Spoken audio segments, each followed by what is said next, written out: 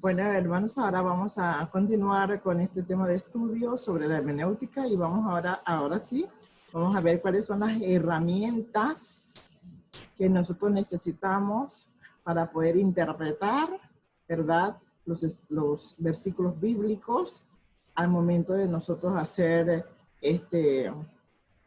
una, una planificación para nuestra prédica, o al momento de nosotros en la defensa plantear un versículo bíblico y poderle dar su verdad, su interpretación, y justamente también para aplicarlo en nuestra vida cotidiana. Entonces vamos a ver entonces estas herramientas que nosotros necesitamos para interpretar la Biblia. Ahora, como la hermenéutica es una ciencia social, es sumamente indispensable contar con una serie mínima de estas herramientas para poder desarrollar una correcta interpretación y adecuada interpretación del texto bíblico. Ahora, es indispensable señalar que estas son herramientas y que por lo tanto no se deben de considerar como si fuera la razón de ser del estudio hermenéutico. Son simples herramientas. ¿Por qué? Porque resulta un error común en el cual puede caer cualquiera que inicie el estudio de la palabra, es el de confiar más de la cuenta en las herramientas que en la obra iluminadora del Espíritu Santo. Siempre tenemos que tener presente la obra iluminadora del Espíritu Santo. Las herramientas estas que les voy a proporcionar son simplemente eso, herramientas. Es como yo le decía a mis estudiantes, la informática es una herramienta para mejorar el aprendizaje. Pero pensar que yo voy a estudiar informática en sí, per se, no. Todo el mundo debe tener conocimientos informáticos y ahora estamos viviendo esta situación justo lo que siempre yo decía desde el 2006. La computadora es simplemente un instrumento, una herramienta, así como lo es el lenguaje, así como lo es la escritura. Son herramientas para poder, en aquellos casos, comunicar, en este caso, interpretar para luego poderla aplicar en nuestras vidas. El material mínimo que un estudiante necesita, un estudiante de la Biblia necesita, que es un comentario de la Biblia. Para iniciar puede ser un comentario de toda la Biblia en 1 o en 2 tomos. Existen materiales que reciben esos nombres, comentarios de la Biblia. Hay que leer un poco de comentarios porque tenemos que saber, ¿verdad?, los comentarios que especialistas en el estudio de teología hacen acerca de la Biblia. También necesitamos tener una concordancia breve de la Biblia. Ya estuvimos hablando acerca de las concordancias, vimos que eran las concordancias. Bueno, mínimamente tenemos que tener una concordancia. En el internet podemos conseguir todo esto que les estoy diciendo. No es que usted tiene que ahora formarse un equipo de materiales para interpretar la Biblia. Todos los recursos que les voy a mencionar se pueden conseguir en internet, accesar a eso y utilizarlo. Es como la calculadora. Antes tenemos que comprar una calculadora para poder hacer cualquier operación matemática. Ahora el aparato, usted pone calculadora en el buscador y consigue una calculadora, hace su operación matemática y listo. Aparte de eso, ¿verdad?, hay diversas versiones de la Biblia que tenemos que tomar en cuenta. Está la versión Reina Valera de la revisión de 1960, de las Sociedades Bíblicas Unidas, también la de la versión de 1995, también está la Biblia de Jerusalén, que es de la editorial Desclée de Brouwer en Bilbao, que se hizo en 1967. También está la Nueva Biblia Española, Ediciones Paulinas, en Madrid, en 1972. También está la versión popular, Dios habla hoy, de las Sociedades Bíblicas Unidas. También está Biblia al Día, que es una paráfrasis de la Biblia. También está Biblia Bover, Cantera. También está Biblia versión Nácar, Colunga. También está Biblia versión latinoamericana, también, esa es la que más se usa. También la versión internacional, nueva versión internacional. También está la Biblia de la versión ecuménica. También está la versión Torres de Amat. También está la versión de las Américas. También vas a necesitar diccionario bíblico, un atlas bíblico. También vas a requerir gramáticas bíblicas en hebreo y en griego. Y por ahí también a veces se va a requerir en arameo. También vas a necesitar un diccionario teológico. Libros de consulta que pueden ser sobre arqueología bíblica, sobre etnografía bíblica, sobre la historia bíblica, sobre cultura bíblica, sobre sociología bíblica, que eran las ramas de la ciencia que yo les decía que un intérprete de la Biblia, uno que está haciendo hermenéutica, necesita también tomar en cuenta esos aspectos de la parte académica, ¿verdad? ¿Recuerda? Bueno. ¿Qué preguntas debes hacerte al momento de sentirte preparado en cuanto a la interpretación de la Biblia? ¿Qué clase de entendimiento puedes adquirir o pueden adquirir las personas que no han nacido de nuevo y estudian la Biblia? ¿Qué clase de entendimiento ellos pueden adquirir? No han nacido de nuevo y estudian la Biblia. Son personas que totalmente cero. 2. ¿Cuál es la cualidad más importante para poder interpretar la palabra de Dios? ¿Cuál es el mayor peligro de confiar en las herramientas de trabajo hermenéutico? Y 4. ¿Qué pasos prácticos debe dar para adquirir libros que ayuden en el trabajo hermenéutico? Usted debe ser capaz de responder estas 4 preguntas. Ahora vamos a pasar al tema de la iluminación del Espíritu Santo. Porque nosotros tenemos que tener claro que el Espíritu Santo va a estar allí con nosotros cada vez que nosotros comenzamos a interpretar la Biblia y vamos a recibir la iluminación de parte del Espíritu Santo. Y se tiene que considerar la iluminación del Espíritu Santo como esa poderosa obra que ejerce el Espíritu de Dios por medio del cual su discípulo recibe por gracia esa capacidad de entender la Biblia. Esta iluminación es el abrir del entendimiento a la realidad de la palabra. Y en el Salmo 119, el versículo 18 dice: abre mis ojos y miraré las maravillas de tu ley. Si Dios no abre nuestro entendimiento, no vamos a lograrlo. Así que tenemos que tener claro que lo primero que tenemos que hacer es pedirle al Espíritu Santo que le abra el entendimiento. La iluminación del Espíritu Santo es una necesidad para todos los hombres, especialmente estos que están encargados de esto, de interpretar la Biblia. Eso lo dice en 2 Corintios 4, versículos 4 al 6 y 1 Corintios 2, versículo 1, y también lo podemos encontrar en Efesios 1, versículo 17.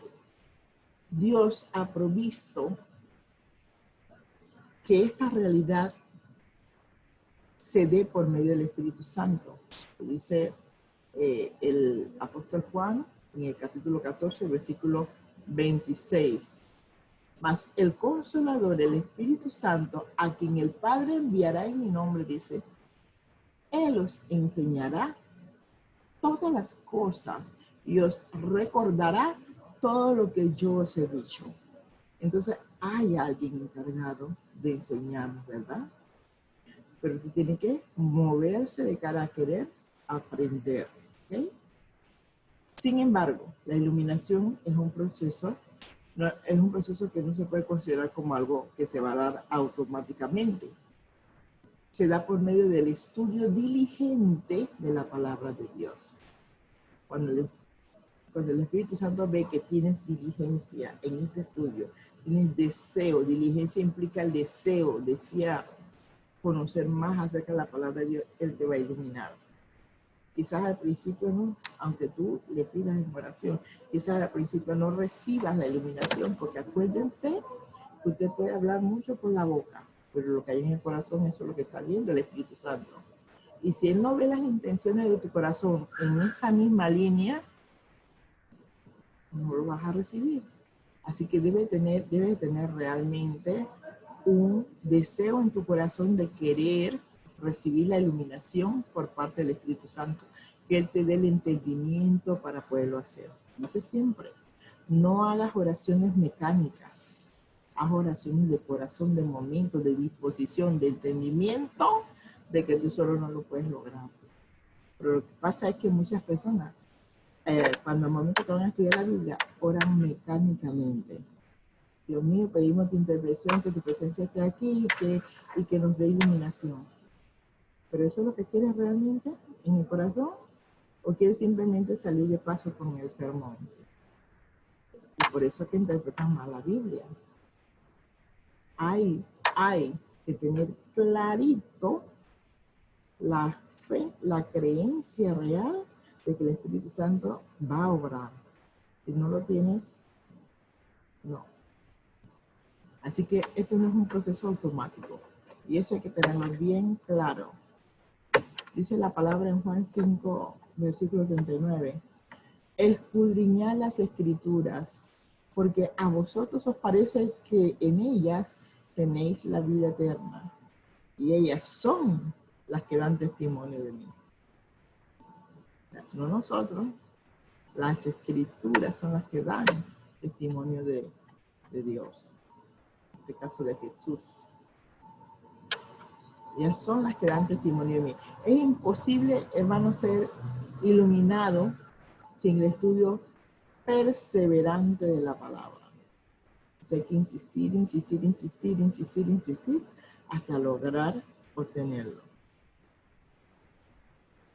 Por eso que a veces cuando en la planificación de el organigrama en el grupo de preguntas y reflexiones bíblicas, cuando hacemos el organigrama de prédicas por mes, yo le pregunto a algún pastor, ¿quieres que le ponga en este mes?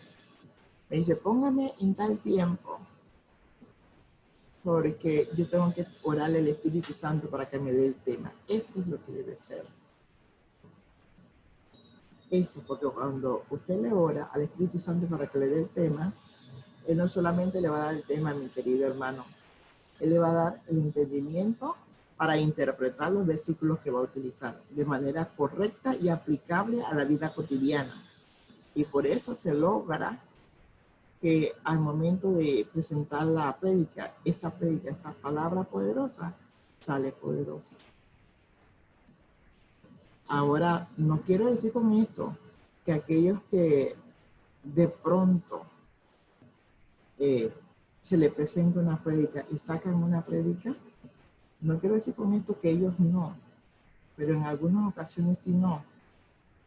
Pero en muchas otras ocasiones, y eso va a depender de la fe del predicador, de la fe que él tenga, de la comunión que él tenga con el Espíritu Santo también, va a depender.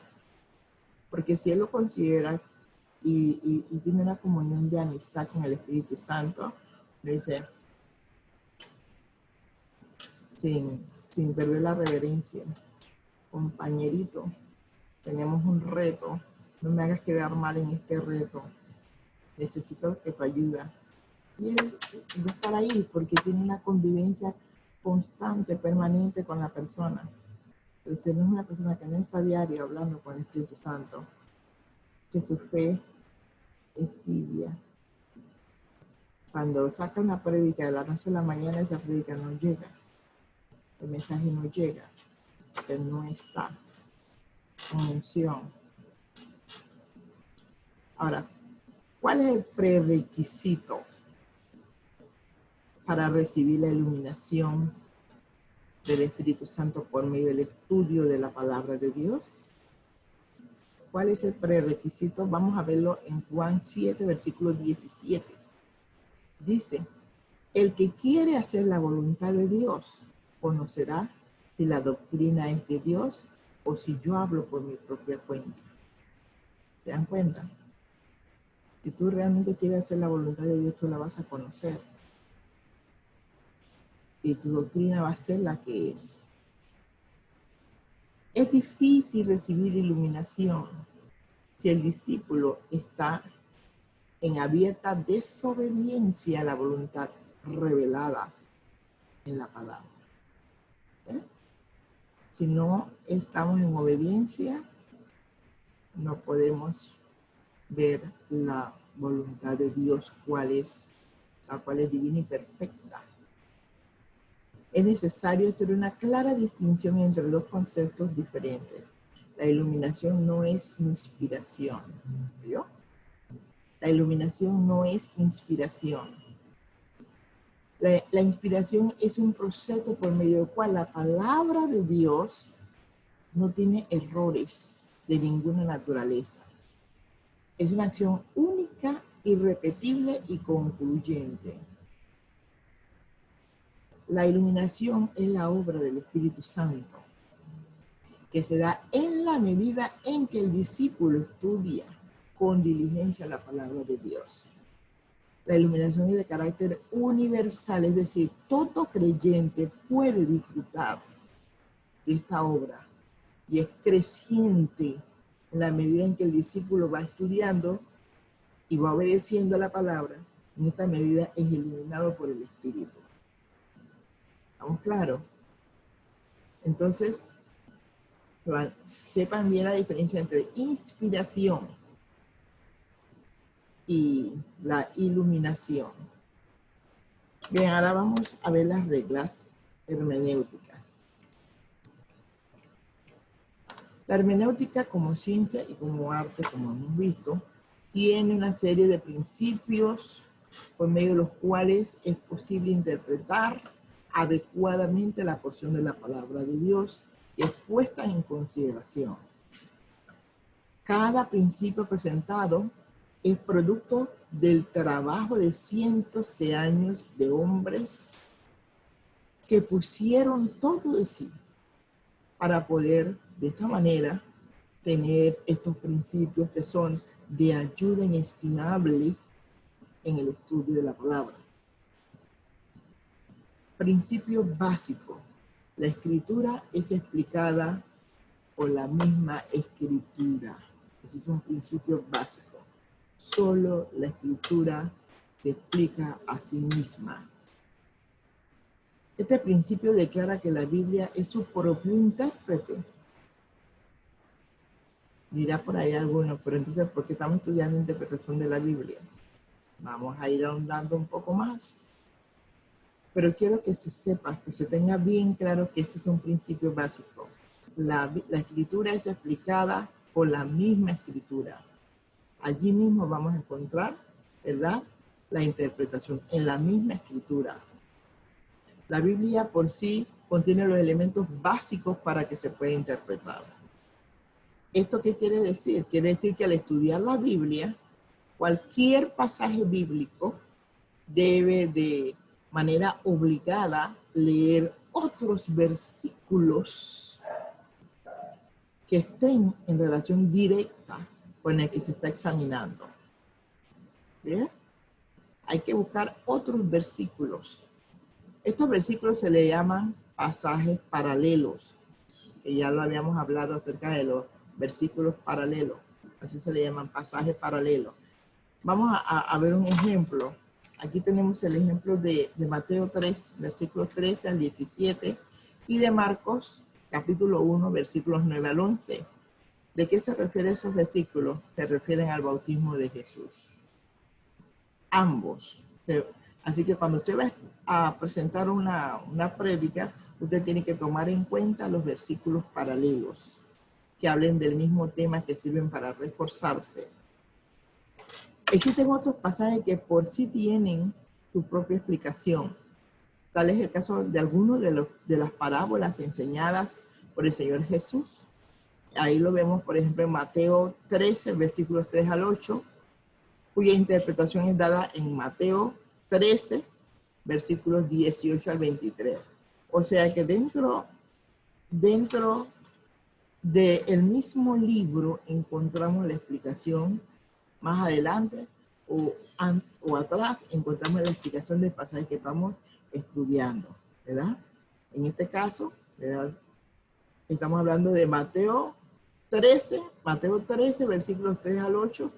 Su interpretación está en Mateo 13, el mismo capítulo, versículos 18 al 23. Este es el principio básico y fundamental sobre el cual descansa todo trabajo hermenéutico y la sana doctrina también, que es nuestra doctrina. Es decir, antes de que usted vaya a otra interpretación, busque primero la interpretación que la misma Biblia está dando. ¿Ok? La interpretación que la misma Biblia está dando. ¿Para qué? Para que usted no se vaya a desvirtuar. Y lo primerito que hay que hacer es buscar la interpretación que la propia Escritura se da. Cuando este principio no se considera, ¿qué pasa? Se producen errores de carácter interpretativos, que trae como consecuencia errores y falsas doctrinas, y también de aplicación personal. Vamos a poner algunos ejemplos. Algunos toman como base primera de Corintios 15, versículo 29, para justificar el bautismo por los muertos. En segunda de Juan 3, versículo 5, es usado de manera inadecuada para justificar el poder regenerador del bautismo en agua. También está, no era segunda de Juan, es Juan 3, capítulo 5. Ahí se usa de manera inadecuada para justificar el poder regenerador del bautismo en agua.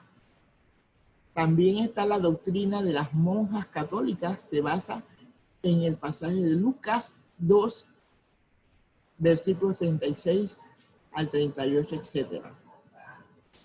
De este principio se deducen algunas aplicaciones que es necesario que nosotros tomemos en cuenta. 1. Los pasajes oscuros son explicados por los pasajes claros. ¿Qué quiero decir con esto? Que aquellos pasajes bíblicos que no se entienden, hay que buscar la interpretación que da la misma Biblia.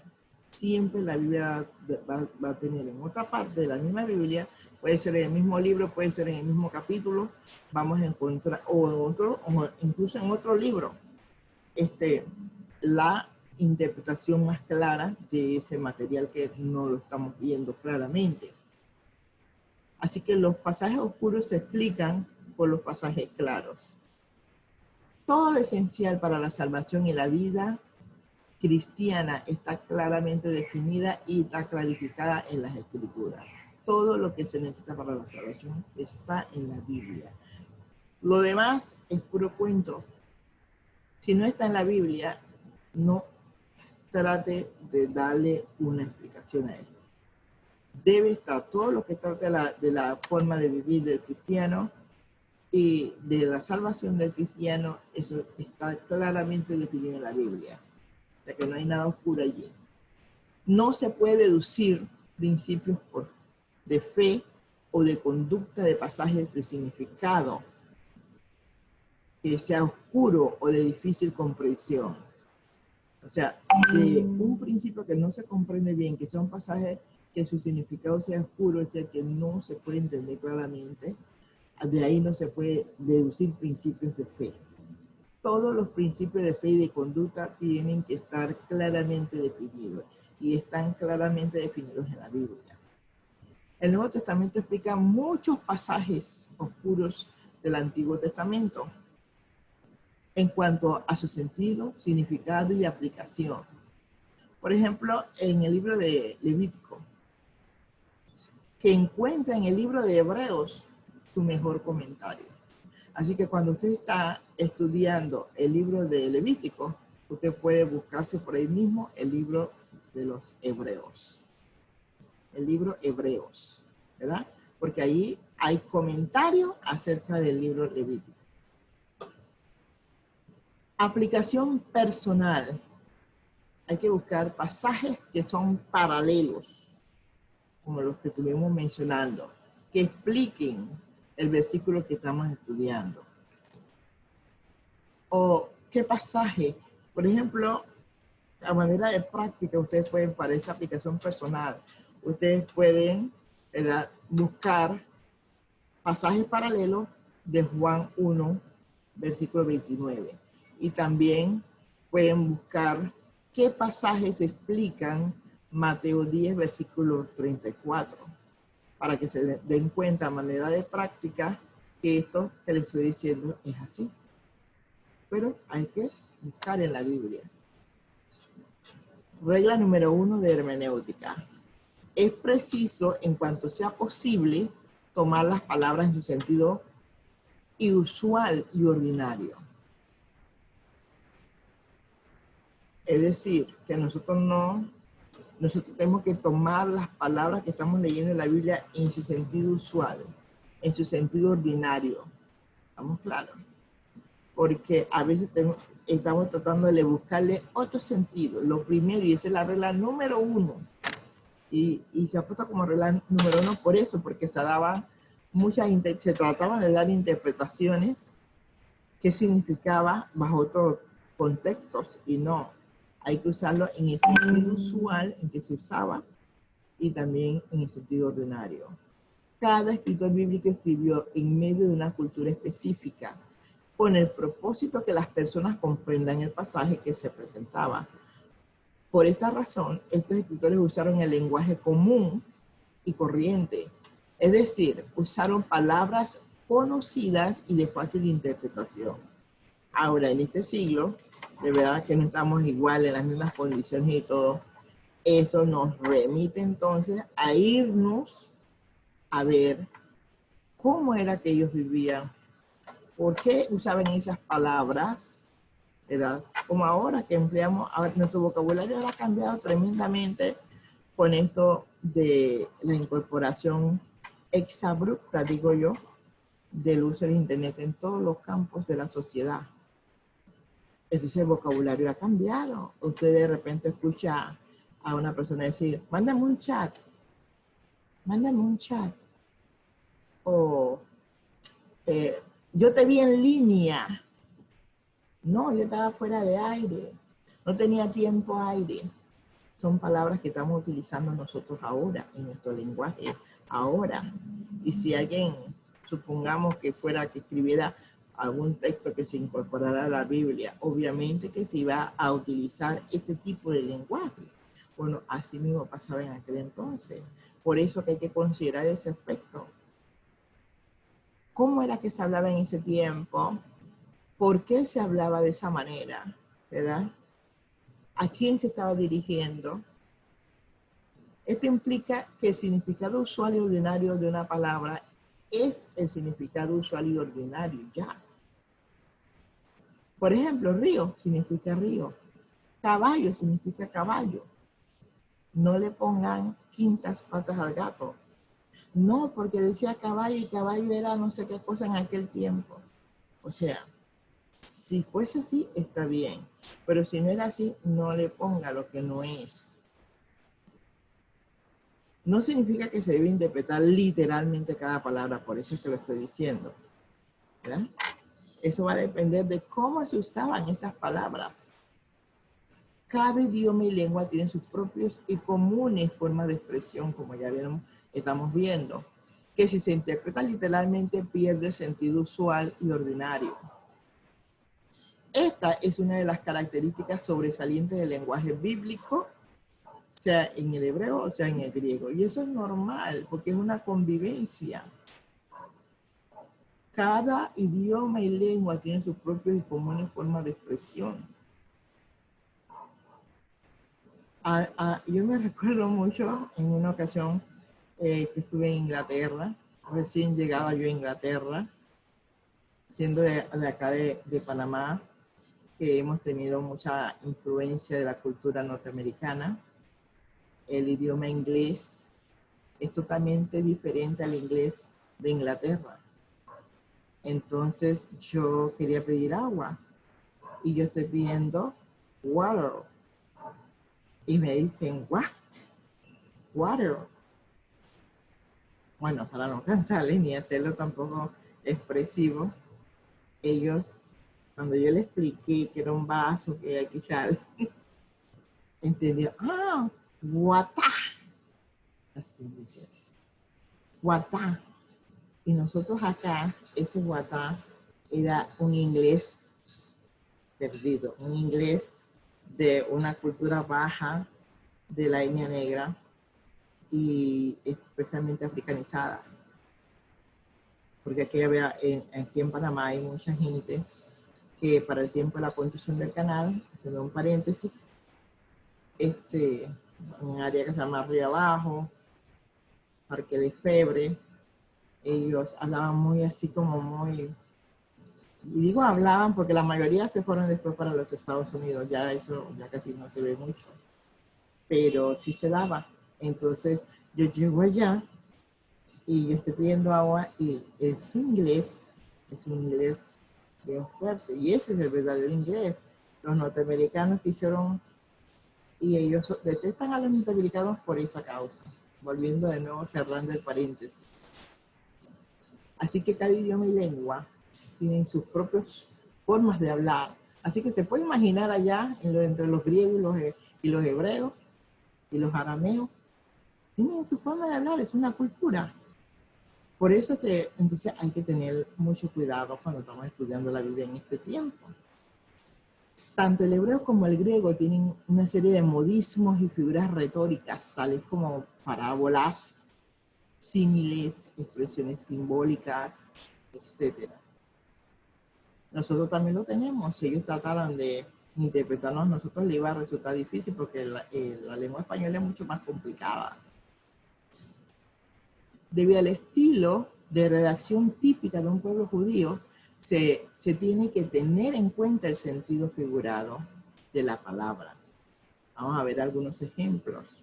En Juan 6, versículo 35. ¿Cómo se debe tomar la palabra pan? En Génesis 6, versículo 12. ¿Cómo se debe tomar las palabras carne y camino? En Zacarías 1, versículo 69. ¿Cómo se deben tomar en cuenta las palabras cuerno y casa? En Éxodo 12, versículo 3. ¿Cómo se deben tomar la palabra cordero? En Juan 1, versículo 29. ¿Cómo se debe tomar la palabra cordero? Esto es para que ustedes reflexionen. ¿Cómo se puede conocer el sentido literal o figurado de una palabra? Eso es lo que vamos a ver ahora. El mismo texto que puede aclarar el sentido de la palabra que se está estudiando. En el mismo texto aclara el sentido de la palabra. Los versículos que rodean al versículo estudiado también ayudan mucho. Por eso que hay que tirar para atrás y seguir un poquito más adelante para ver si nosotros logramos tener un entendimiento. Por ejemplo, en Juan 7, versículo 38, dice, el que cree en mí, como dice la Escritura, de su interior correrán ríos de agua viva. El término ríos de agua viva es explicado en el siguiente versículo de Juan 7, el versículo 39. Dice, esto dijo del Espíritu que habían de recibir los que creyesen en él. ¿Ve? Ahí está una explicación. En Mateo 16, versículo 6 dice, guardaos de la levadura de los fariseos. Guardaos de la levadura de los fariseos. Esto es explicado en el versículo 11, miren, y en el 12. Si lo pueden buscar, lo pueden ver que ahí se explica. En 1 Corintios 3, versículo 1 dice, no pudo hablaros como a espirituales, sino como carnales, como a niños. Ahí mismo se está explicando. explicado en el sentido carnales y niños en los versículos 3 y 4 también, de ese mismo capítulo. Otro modo para determinar si el lenguaje es figurado es considerar el contexto general de la palabra. El lenguaje de un pasaje literal es literal cuando al querer interpretar de manera literal es imposible. Voy a repetir esto. El lenguaje de un pasaje es literal cuando se quiere interpretar de manera literal y vemos que es imposible. Es decir, que si se quiere interpretar literalmente, la interpretación es absurda o sin sentido para la persona que está estudiando la palabra. Vamos a ver algunos ejemplos. En Juan 6, versículo 53, dice: si no coméis mi carne del Hijo del Hombre y bebéis su sangre, no tenéis vida en vosotros. Querer interpretar literalmente este versículo es absurdo. ¿Por qué digo que es absurdo? Porque determinaría un canibalismo antibíblico. Por lo tanto, su sentido debe ser figurado. En 1 Timoteo 1, versículo 13 dice: habiendo sido blasfemo, perseguidor e injuriador, mas fui recibido a misericordia. Este pasaje interpretado de una manera literal no soporta otra interpretación que la literal, porque él dice lo que era y ahora cómo fue recibido. Así que se debe interpretar así mismo como era, literal. Vemos el libro de Cantares, capítulo 1, versículo 9, dice así: a yegua de los carros del faraón te he comparado, amiga mía. Este versículo debe ser interpretado como lenguaje figurado, porque es una comparación. Es importante señalar que toda palabra bíblica puede tener una sola y única interpretación. Es decir, no se puede asignar a una palabra más de un sentido o significado. No se le debe asignar dos sentidos. Sin embargo, una misma palabra puede tener más de una aplicación particular para una situación específica. Ejemplo, vamos a explicar esto mejor con un ejemplo. La palabra carne puede tener varios significados. Significado que es determinado por el contexto inmediato o la enseñanza general de la palabra de Dios. De allí que no se puede asignar a un texto específico todos los significados que pueden encontrarse en los otros versículos.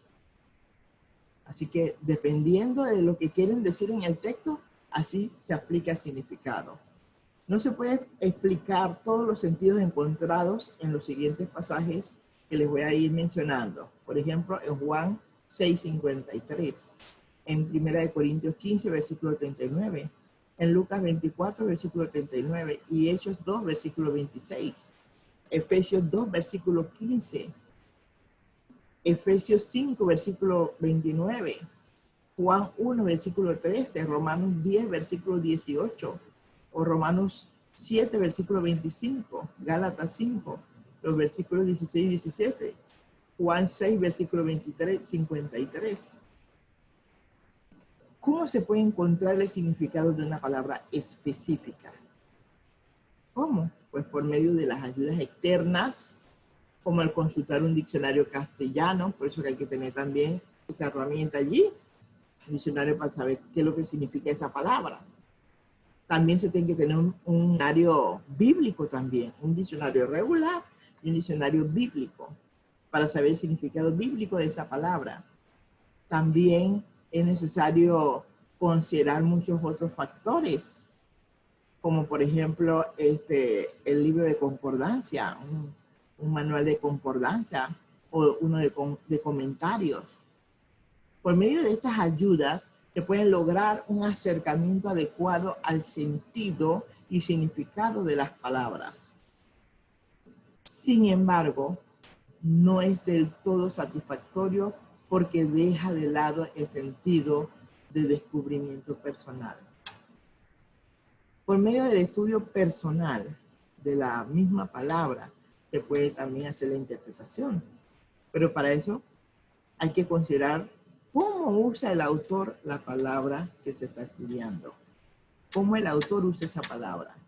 Es importante señalar que dos autores pueden usar una misma palabra con dos sentidos diferentes. Vamos a ver un ejemplo. El término inmundo tiene un sentido especial en Levítico 11, versículo 26, y otro sentido en Marcos 5, versículo 8.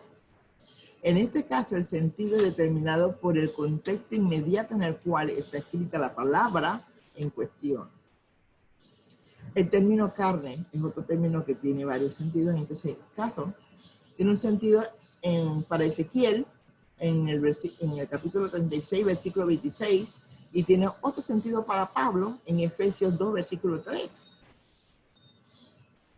También hay que considerar los sinónimos que se usan en el contexto de la palabra que se está estudiando.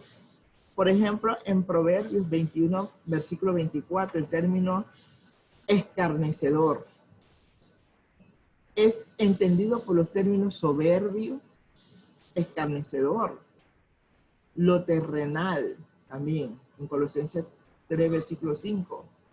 Es explicado por una serie de adjetivos que explican lo que es terrenal. Adjetivos calificativos. Ahora bien, le voy a dar una advertencia que es muy importante que se tenga en cuenta. Este principio ayuda a no espiritualizar las palabras de un texto. A no espiritualizar las palabras de un texto. Espiritualizar es querer dar un significado figurativo a una palabra que por naturaleza debe ser tomada en su sentido normal o literal. Es común tratar de dar un sentido espiritual a ciertas palabras de un texto. Sin embargo, esto debe estar siempre limitado y debe, por exigencia a la verdad, debe ser explicado a quienes participan de una enseñanza específica. Por ejemplo, el término aceite de Santiago 5, versículo 14 significa lo que dice, que el enfermo debe ser ungido con aceite literal. Pero se le puede dar un sentido espiritual a la misma palabra, tales como la unción sanadora de Dios, la acción del Espíritu Santo. Es una interpretación o un sentido espiritual, no es el mismo aceite. El término vino en Efesios 5, versículo 18, significa vino literal, aquel que era de uso común en esos tiempos bíblicos, que era una mezcla de una parte de vino por 3 o 4 partes de agua. Sin embargo, se ha dado más sentido a este término, por ejemplo, a todo aquello que esclaviza al hombre o que lo hace perder la ecuanimidad. Esto se puede dar con el sentido de los nombres bíblicos también.